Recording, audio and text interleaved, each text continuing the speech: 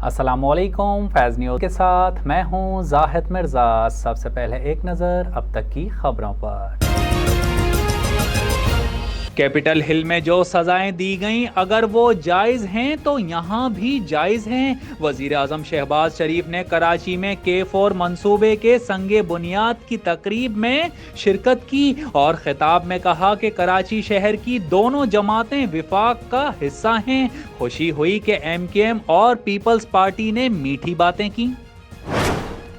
इमरान खान की रिपोर्ट्स में शराब और कोकेन का बेदरीग इस्तेमाल सामने आ गया। विफाकी वजीर सेहत अब्दुल कादिर पटेल ने साबिक वजीर आजम इमरान खान की मेडिकल रिपोर्ट मीडिया के सामने पेश कर दी।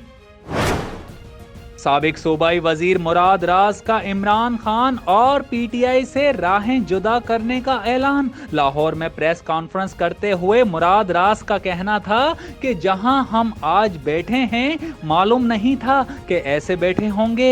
मुल्क हम सब का है, हम सब ने यहीं रहना है। लड़ाई से मुल्क बेहतर नहीं हो सकता। पाकिस्तान तहरीक इंसाफ के सीनियर नायब सदर सेनेटर बाबर आवान लंदन रवाना हो गए। मीडिया रिपोर्ट्स के मुताबिक बाबर आवान आज दिन 1 बजे इस्लामाबाद इंटरनेशनल एयरपोर्ट से लंदन रवाना हुए। ख्याल रहे कि बाबर आवान इमरान खान के करीब समझे जाते हैं और उनके कानूनी मुशीर भी हैं। फिरदौस आशिक आवान ने भी PTI छोड़ने का ऐलान कर दिया। इस्लामाबाद में प्रेस कॉन्फ्रेंस करते हुए फिरदौस आशिक आवान ने कहा कि मैं शरपसंदों की कार्रवाइयों की वजह से PTI को खैरबाद कह रही हूं।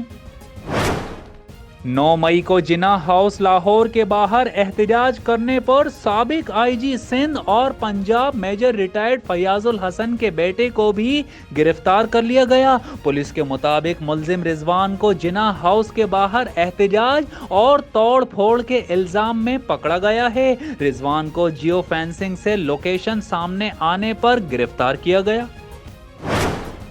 सऊदी वजारत हज और उम्रा ने आज़मीन हज के 4 चीजें साथ लाने पर पाबंदी आयद कर दी। ट्विटर पर जारी बयान में हिदायत की गई है कि आज़मीन हज के अपने हमरा बगैर पैकिंग यानी खुला हुआ कपड़ों में लपेटा हुआ सामान, प्लास्टिक की बोतलें और इजाफी वजन लाने पर पाबंदी होगी। रूस यूक्रेन से जंग नहीं जीत सकता। सरबरा अमरीकी फौज का कहना है कि रूस यूक्रेन से लड़ाई में फतह हासिल नहीं कर सकता और इसे एक लंबी जंग का सामना करना पड़ेगा।